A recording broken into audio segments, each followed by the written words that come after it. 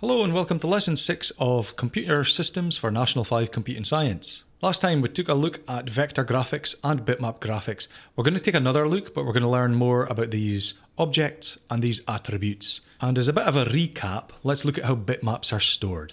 They're stored as a series of bits. Sometimes you'll have multiple bits per pixel, but in this case, it's a black and white image where one bit, whether it's a 1 or a 0, represents one pixel. So this is an 8 by 8 image. These ones and zeros represent black, for ones are black pixels, zeros are white pixels, and this is what it would look like as an image. Woo! Creeper. When it comes to vector graphics, they're not storing the individual pixels, but they're storing the shapes, and these are represented by instructions or coordinates, mathematical representations. We can see we've got a rectangle here, and it has these coordinates, and it's got these numbers and these colors. So this coordinate is the top left corner of it. So let's get a pen. So we start in the top left corner, this is 0, 0. So to go to 1, 1, that's right here. This next one is the width. So we'll go 10 across, 1, 2, 3, 4, 10. We'll go 6 down, 6 is the height, the next one. That's here. And we'll just match it with the other corner. So this is the outline. We need to fill it with black, and the outline is black. Now you'll have to use your imagination, but this is a black rectangle using these coordinates. There you go. Beautiful, isn't it? There are 4 shapes in total that you should remember. And obviously the first one is rectangle. There's also ellipse, which is an oval. We've got polygon, which is just a many-sided shape. And then we've got line. There are many attributes that each of these shapes can have, and there are some attributes they have in common, but some of them are specific to those shapes. Let me show you. When it comes to an ellipse, they have an x and y coordinate for the center point. Let's say this is the center.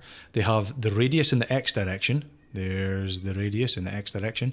We've got the radius in the y direction. Let's say it's in that direction. And then they have the fill in the line color. So the ellipse would be drawn by calculating the oval, the curvature, to match these. Now you can see, again, you'll have to use your imagination. And then we fill it in with the colors and we draw the outline. That's an ellipse. Salvador Dali would be proud. When it comes to a polygon, each point in the shape would have an x and y coordinate. So there might be one here, there might be another one there, another one there, another one there, and then another one here. And then the last one could be here. And each of these points would be joined up. So it's a dot to dot. And here is my polygon. You see some of these lines aren't perfectly straight, but that's because I'm doing it by hand.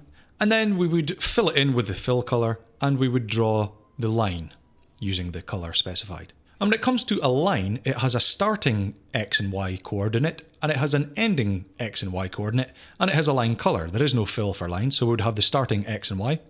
Let's say it's there. We'd have the ending x and y, and then the computer would draw the line between those 2 points. That's close enough. Let's take a look at some past paper questions. Here is a line. It's been stored as a vector graphic.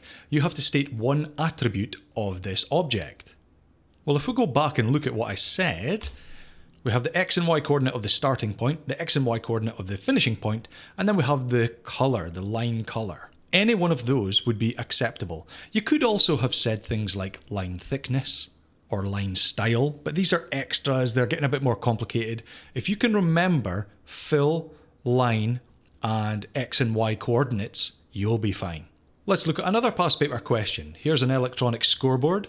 You can see that it's made up of some shapes and some text and some lines. And the question says, the scoreboard highlights some of the information it displays using colored objects. These are stored as vector graphics. State the name of the object. So the information being highlighted, it's always been highlighted using the same shape every time. There's lines here, but they're not highlighting information. The ones that are highlighting information, they're rectangles. So the answer here is rectangle. And then you're being asked to state 2 attributes of the rectangle object. What could you say about rectangles? Well, rectangles have an x and y coordinate. They have a width, they have a height, they've got the fill color, they also have a line color. Now my recommendation is when it comes to memorizing the objects and the attributes, well, you have to remember the 4 shapes. So you've got rectangle, ellipse, polygon, and line. And when it comes to the attributes, there are so many that you could remember, but let's take a look at the specification. Here it is. These are the 3 that are specified. So coordinates, fill color, and line color. everything's going to have a line color. Everything's going to have some sort of coordinate. And 3 out of the 4 shapes have a fill color. So if you can remember these, you will be golden. So there you have it. You now know everything you need to know about bitmaps and vector graphics. Hope you've enjoyed this one. I'll see you in the next one.